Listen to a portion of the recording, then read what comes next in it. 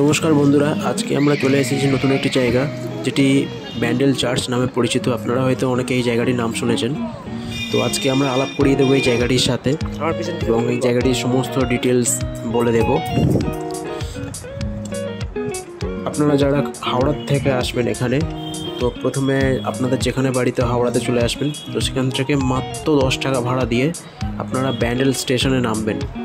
Bandel station থেকে নেমে 7 নম্বর প্ল্যাটফর্মের ওখানে একটা ওভারব্রিজ আছে, ওভারব্রিজ দিয়ে বাঁদিকে নেমে আসবেন। বাঁদিকে অসংখ্য টোটো দাঁড়িয়ে রয়েছে। অটোয় উঠবেন না, টোটোতেই যাবেন। টোটোয় উঠে 15 টাকা করে ভাড়া নেবে পার হেড। তো আপনাদেরকে পুরো ব্যান্ডেল চার্চের গেটের সামনেই নামিয়ে দেবে। আর একটা খুব গুরুত্বপূর্ণ তথ্য দিয়ে রাখি, এই চার্চে আসলে আপনাদেরকে কোনো মূল্য প্রবেশ মূল্য দিতে লাগবে না। চলুন এবারে আপনাদেরকে চার্চের সাথে একটু পরিচয় করিয়ে দিই।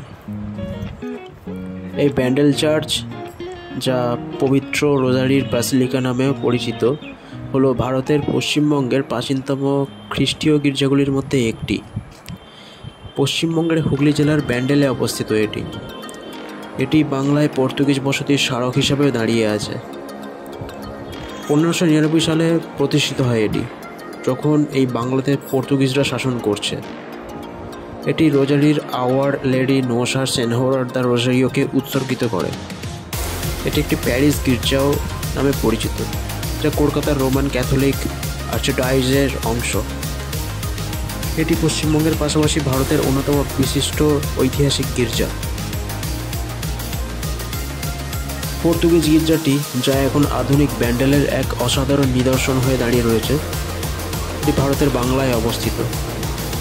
যে বছর রানী এলিজাবেথ ইস্ট ইন্ডিয়া কোম্পানি প্রতিষ্ঠার অনুমোদন দিয়েছিলেন, সেই বছরই এই চার্চটি নির্মাণ করা শুরু হয়।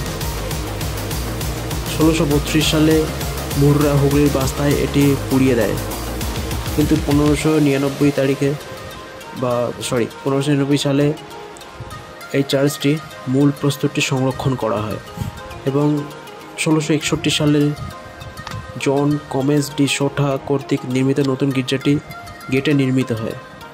এটি নোসা সেনহোরা ডি রোজারিওকে উৎসর্গিত করেছে, এটা আগেই বলেছিলাম।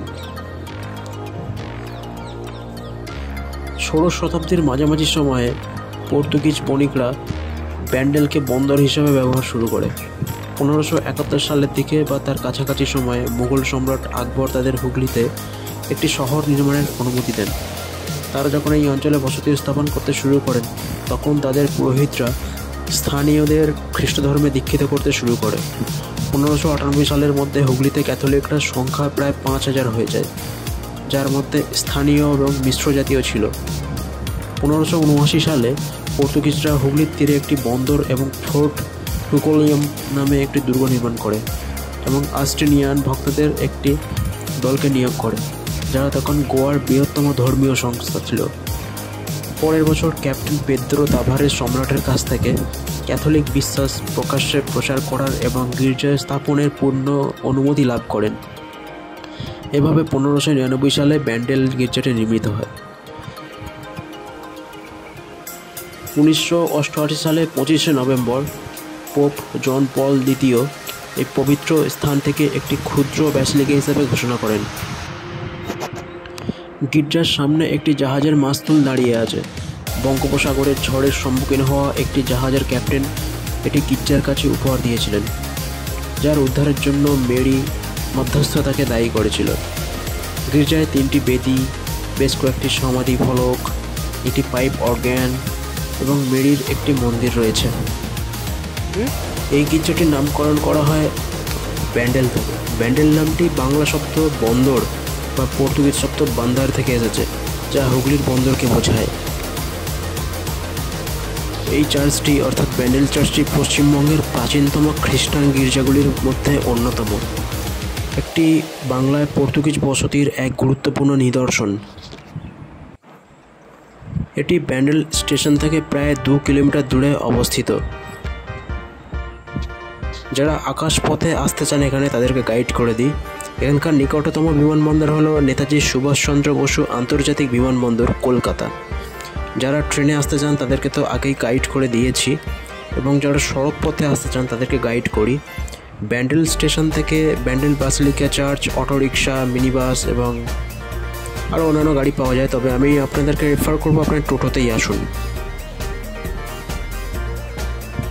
ভারতের পশ্চিমবঙ্গ রাজ্যের হুগলি নদীর তীরে অবস্থিত এই চার্চটির নাম ব্যান্ডেল চার্চ। বহু সাধারণ মানুষরা এই চার্চে বেড়াতে আসেন।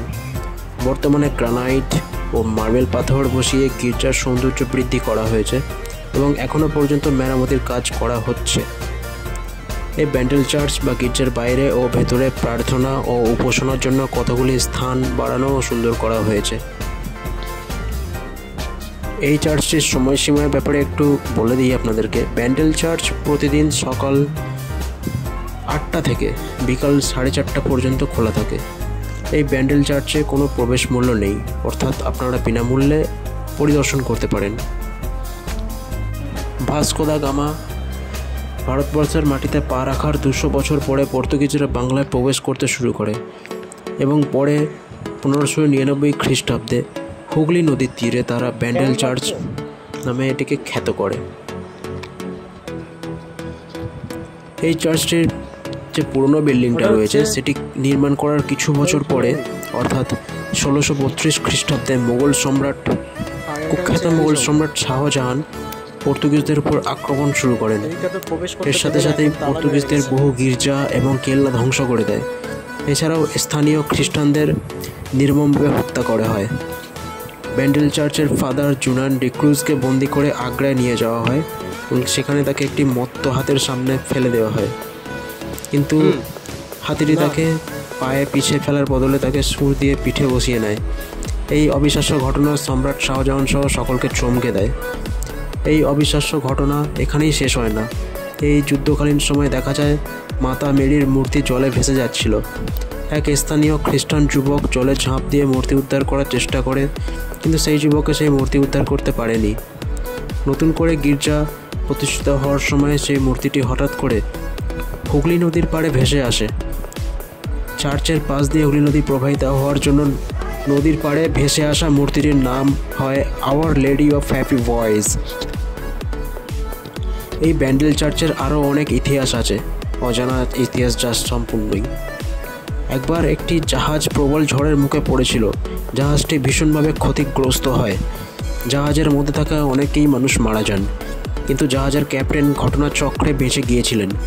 তিনি তখন বঙ্গোপসাগর থেকে ঝড় কাটিয়ে তিনি যখন বঙ্গোপসাগরের কিনারার দিকে জাহাজটিকে আনছিলেন, তখন তিনি মনে মনে প্রতিষ্ঠা করেছিলেন যে প্রথমে যে গির্জা দেখবেন সেখানে জাহাজের প্রধান মাস্তুলটি দান করবেন।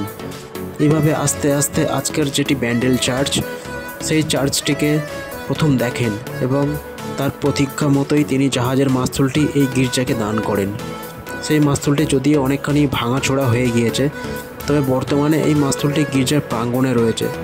মাস্তুলকে পর্তুগিজ ভাষায় ব্যান্ডেল বলা হতো, আর সেখান থেকে গির্জার নামকরণ করা হয় ব্যান্ডেল গির্জা।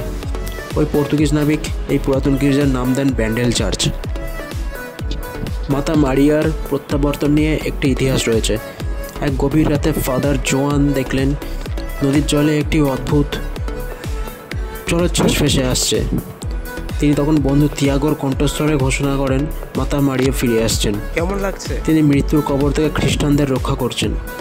ফাদার জোয়ান ভাবলেন এটি একটি স্বপ্ন, কিন্তু সকাল হতেই একদল জেলে গির্জার প্রবেশদ্বারে মূর্তিটির এনে ফাদারকে বললেন গুরুমা ফিরে এসেছেন।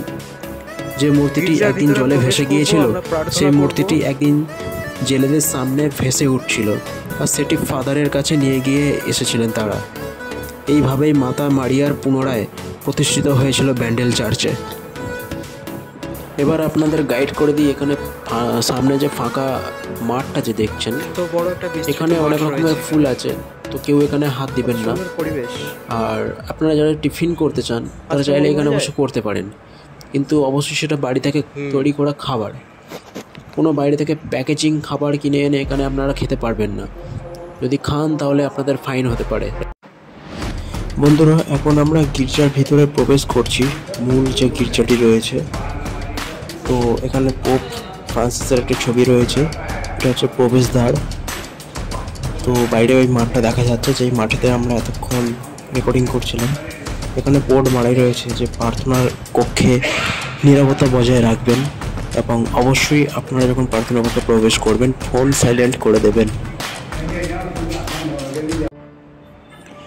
বন্ধুরা, এইখানে যে ছবিগুলো রয়েছে এবং তার নিচে কিছু স্ক্রিপচার্স দেওয়া রয়েছে, তো এইগুলোর মাধ্যমে এখানে বাইবেলের সম্পূর্ণ তথ্য, বাইবেলের কাহিনী, বাইবেলের সমস্ত কিছু ইতিহাস এখানে তুলে ধরা রয়েছে। এগুলো মূলত বাইবেলের বিশেষ বিশেষ সমস্ত কিছু দেওয়া নেই, গুরুত্বপূর্ণ যেগুলো রয়েছে যেমন Saint Mark, Saint Luke, Saint Peter, এই সমস্ত চ্যাপ্টারগুলো থাকে। প্রার্থনা কক্ষে যেহেতু মোবাইল নিয়ে ঢুকতে দেয় না, তো সেহেতু ভিতরে কোনো কিছু ক্যাপচার করতে পারি নাই। তো এখন আমরা চলে এসেছি বাইরের প্রাঙ্গণে, আরেকটি রয়েছে। এখানে অনেকে প্রার্থনা করে এবং আপনাদের কোনো যদি ঠাকুরকে, ঈশ্বরকে কিছু জানানোর থাকে, তো এখানে মোমবাতি জ্বালানোর জন্য ক্যান্ডেল রয়েছে, মোমবাতি জ্বালাতে পারেন, নিজেদের প্রার্থনা করতে পারেন। তো এখানে প্রভু যিশু, জননী মেরির মূর্তি রয়েছে এখানে, তো যেটি এই বিল্ডিংয়ের ভিতরেই অবস্থিত। এবং এখানে সামনে একটি ছোট্ট জলাশয় রয়েছে যেখানে আপনার প্রার্থনা করে একটি ছোট পয়সার মাধ্যমে কোনো কিছু ডোনেট করতে পারেন। লাইক ইটস কাইন্ড অফ প্রার্থনা করার পর ওখানে ওটা আপনাদেরকে ছুড়ে দিতে হবে। দেখতে পাচ্ছেন চারিদিকে ছবি, তখনকার কি হয়েছিল না হয়েছিল। এই যে বাঁদিকে জেন্টস এবং লেডিস টয়লেট রয়েছে, এটাও একটা সুব্যবস্থা রয়েছে এখানে। তো এখন আমরা সোজা গিয়ে এদিকে দেখতে চাইবো যে আর কি রয়েছে। তো আমরা এখন সিঁড়ি দিয়ে উপরে উঠবো। এখানে সিঁড়ি দেখতে পাচ্ছেন, এখানে এইগুলো নিরাপত্তার ব্যাপারে কিছু রয়েছে, এগুলো অবশ্যই আপনারা পালন করবেন। তো চলুন, আমরা এই চার্চের 3 তলায় উঠছি। 2 তলাতে চার্চের কাজকর্ম হয়, তো সেহেতু অফিস আছে, তো ওখানে যাওয়ার কিছুই নাই। তো 3 তলায় অর্থাৎ চার্চের যে ছাদ রয়েছে সেখানে আমরা উঠছি। চলুন গিয়ে দেখা যাক সেখানে কি রয়েছে। এই সুবিশাল দেখছেন, সুবিশাল চার্চটির যে আকাশি রঙের যে বিল্ডিংগুলো রয়েছে ওগুলো হচ্ছে এখানকার মিশন। ফ্রিতে এখানে দুস্থদের পড়াশোনা করানো হয়। এটা একটা মিশনও বলতে পারেন, চার্চের সাথে সাথে রয়েছে। তো আমরা এরকমই ডিজাইনিং সিঁড়িগুলো দিয়ে উঠছি। ওইদিকে দেখতে পাচ্ছেন, ওই সুবিশাল দেখতে পাচ্ছি কত প্রাকৃতিক পরিবেশ। পিছন দিকে ওই দিকটায় রয়েছে হুগলি নদী। তো আরেকটি ধাপ আমরা উঠবো, তারপরেই আমরা পৌঁছে যাব চার্চের একেবারে চূড়াতে।